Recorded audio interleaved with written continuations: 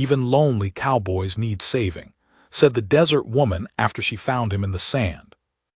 The canteen was empty. I knew that before I picked it up, but I picked it up anyway, shook it, put it back on my belt like maybe it would fill itself if I gave it a minute.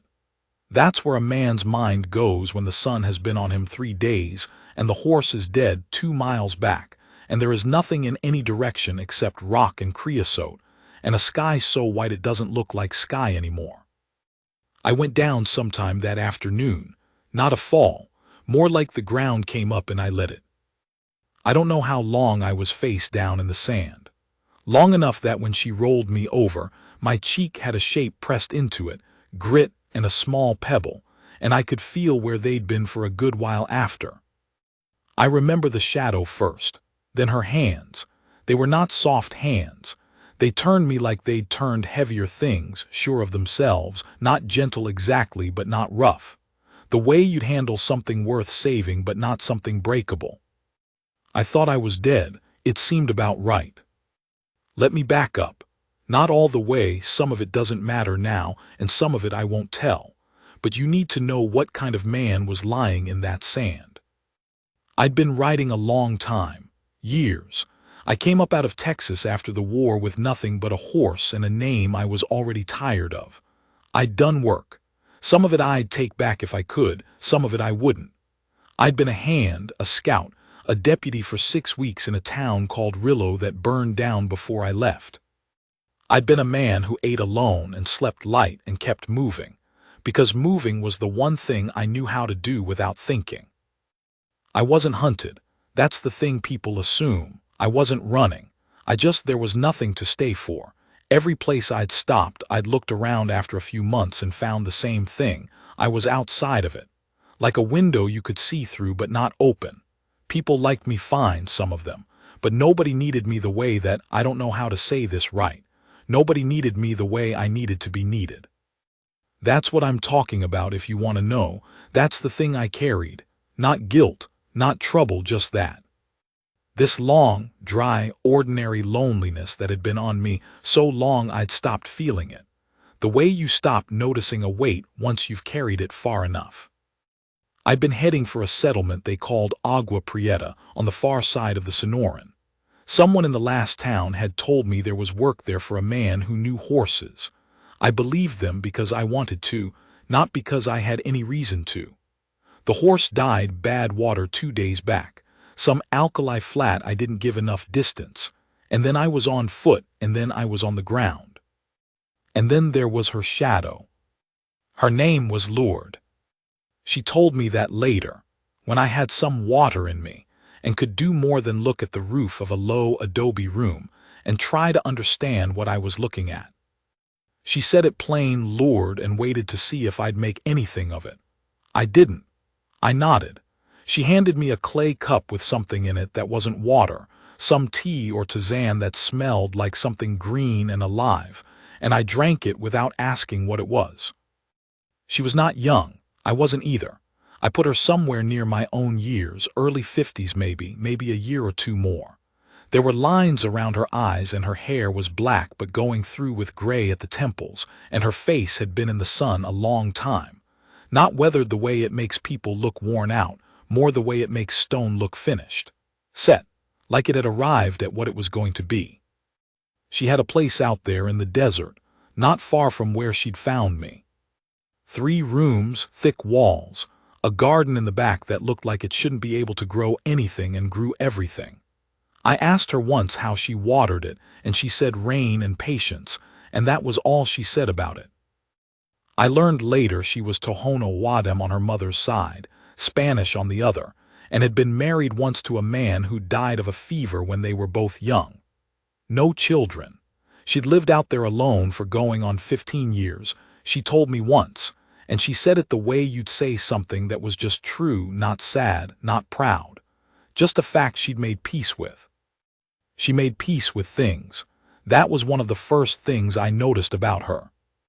I stayed 3 days because I had to. My body had nothing left in it, and she fed it back from nothing, the tea, and broth, and later beans and flatbread cooked on a stone she kept on the fire. She brought food without asking if I wanted it and took the cups away without asking if I was done. And she talked to me some, but she also left me alone, which was something I hadn't known I needed until she did it. On the fourth day, I sat up and put my feet on the floor and she came in and looked at me. She had a way of looking that wasn't unkind, but it didn't skip anything either. She looked at your hands and your eyes and the set of your shoulders and she knew things. I found that out over time. "You'll need a horse," she said. "Yes. There's a man in Tres Cruces. He owes me. I'll write you a note." I looked at her. "You'd do that?" She said I already did it. She held out a folded piece of paper. I took it, I sat there with it, I didn't leave. She went back to what she was doing, grinding something in a stone bowl, and I sat on the edge of the bed with the note in my hand, and the door was open and the desert was right there, brown and white and enormous, and I thought about riding away. I sat there a long time. "I could stay another day," I said. She didn't stop grinding. "The beans are already on." That was how it started. Not with something said, not with a moment, just beans already on. I stayed another day, and then I stayed another. I told myself I was recovering, which was true at first and then wasn't, and I let myself tell myself that because I didn't have anything better to do. I helped where she'd let me help. She wouldn't let me in the garden, that was hers, entirely, but there was always something. A fence post that had rotted through at the base, a roof section that needed new mud, a cistern that needed the sediment cleared out. I worked and she watched sometimes and didn't say anything, and when I did a thing right she didn't praise it like you'd praise a child. She just accepted it, the way you'd accept something that was supposed to happen. I hadn't known how much I needed that, to be around someone who expected things of you. The nights were quiet. We ate together most nights, on a low table she had near the fire, and she talked sometimes about the desert mostly, things she knew about it that I didn't, which plants held water, what the birds were doing and what it meant, how the light changed before a rain and how to read it. She talked about these things like they mattered, which they did, and she talked to me like I could understand them, which I could, and that sounds like a small thing, and it was not a small thing. Sometimes I talked. She listened the way she looked at you, taking things in, not letting anything skip. I told her some of what I'd done, the work I was less proud of, and she didn't flinch and she didn't absolve me and she didn't tell me it was all right. She just took it in. Once she said, "A man who carries that much usually does it because he thinks nobody else will." She said it to the fire, not to me. I've thought about it a lot since. About 2 weeks in, a man came. I was out back, working on that fence, and I heard the horse come in and then I heard the voice, a particular kind of voice, the kind that's used to people moving when it speaks. I came around the side of the building and there were two of them. One stayed on his horse and the other had gotten down, and the one on the ground was close to her, not touching but positioned so the closeness was a point he was making. He had a bill of sale, he said, or a claim, something about land. I didn't catch the details because I was reading her face, and her face was still but not calm, still the way a horse gets still before it does something. "This land has been mine for 12 years, she said. He said something I won't repeat here. I came up behind him, not running, just walking, and I said his name, which she'd told me a week ago when she'd mentioned there was a man in Tres Cruces who thought her land had something he wanted under it. I said his name and he turned and I looked at him the way I'd looked at men before, and I didn't say anything else. Sometimes that's the whole conversation. He looked at me for a while, then he looked at her. "This your man?" he said. She looked at me. Something moved in her face, not surprise, something else. She said, "He is." The man got back on his horse. It took maybe 3 minutes. After they were gone, she stood there in the sun with her arms at her sides, and she wasn't shaking, but I could see something working through her, something she was settling back down. I stood near her and didn't say anything, and after a while she turned to look at me. "Thank you," she said. "I didn't do much." You were there, she said. That was what needed doing. You have to understand, I'd been other places when things needed doing. I'd stood in front of things and between things and behind things, and I'd done what was required. I was not an emotional man about most of it. You do the work, you move on. That was how it had been for a long time. But when she said you were there, that was what needed doing. Something happened in my chest. Not a big thing. More like something that had been braced a long time finally didn't have to brace anymore. Like a gate that had been held against the current finally let go. I didn't say anything. I went back to the fence. But that evening at the table she put her hand on mine. Not for long. Just a moment, her hand on the back of mine, the dry warmth of it. She didn't say anything and I didn't say anything, and she took her hand away and we ate.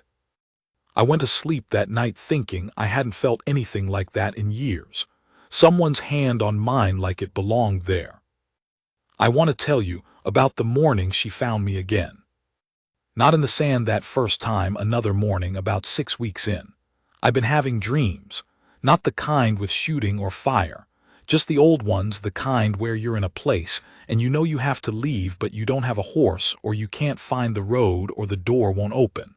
I'd wake up from those with my jaw set and my fists closed. I'd been waking that way for 20 years. That morning she was already up, standing at the open door with a cup in her hands, looking out at the desert going pink, and I came out and stood behind her and she heard me and didn't turn. She said, "You were dreaming." Sometimes. I hear you, your breathing changes. I didn't say anything. You don't have to leave, she said, still not turning. I'm not saying it to keep you. I'm saying it because you make that face in the mornings, like you're calculating which direction to go. She turned then. The light was low and coming from behind her, and I couldn't see her face well, but I could see the shape of her, and she looked at me the way she did, taking everything in, not skipping anything.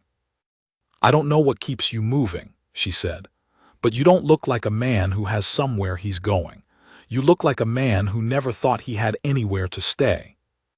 That was the most she'd ever said to me at once. I stood there. She said, "I found you in the sand. I didn't pull you back out of it so you could leave when you got your legs under you." She said it plain, no decoration. "You're useful here, you're good company. And I'm not ready for you to go." I had to look away. Out at the desert, which was something to look at. The light was doing what desert light does in the early minutes, going through colors fast, orange to red to gold to white, like it was trying all of them. I said, "I haven't had anywhere to stay for a long time." "I know that. I don't know if I remember how." "You've been doing it for 6 weeks, she said. I turned back to her. She was watching me with that particular steadiness she had, patient but not waiting on anything, like she'd already made up her mind and was just letting me catch up. "All right," I said. "All right," she said, and she handed me her cup and went inside to start the fire. That's the thing I want you to understand. There's a kind of saving that's loud, a man pulled from a river, a building falling, and there's a kind that's quiet. The kind that happens over 6 weeks of beans already on, and a hand on yours, and a woman saying you don't have to leave and meaning it. I was in the sand when she found me. I mean that literally. But I'd been in a kind of sand for a long time before that, that dry, ordinary, nothing particular kind of loss that doesn't announce itself. You don't notice it the way you notice pain. You just notice, slowly, that nothing around you has any weight. That you're moving because stopping feels worse than moving, that you've forgotten what it would feel like to be needed somewhere. She gave me that back, not all at once, not with any declaration. Just, the fence needs fixing, the beans are on, you were there, that was what needed doing. You make that face like you're calculating which direction to go. I stayed. That fall we rode out together to check the far edge of her land. A half-day trip, and we made camp there one night because the ride back in the dark wasn't worth it. We had a small fire and she had coffee, which she made better than anyone I'd known, and we sat there in the quiet the way we'd gotten used to sitting, not needing to fill it. The sky out there, I don't know if you've been in the Sonoran at night. The sky is so big it has weight, stars all the way to the ground on both sides. You can feel them. She was sitting on her bedroll and I was on mine, and after a while she leaned over and put her head on my shoulder. Just that.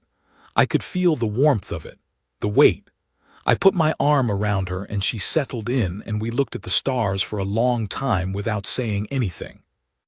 I thought about the man I'd been face down in that sand, the empty canteen, the horse 2 miles back, the white sky. I thought, what if she'd left me there? She hadn't. She'd turned me over with her sure hands and she'd brought me back and she'd fed me and let me be quiet and she'd told me the truth about myself in plain language and she'd put her hand on mine and she'd said, "You don't have to leave." I tightened my arm around her.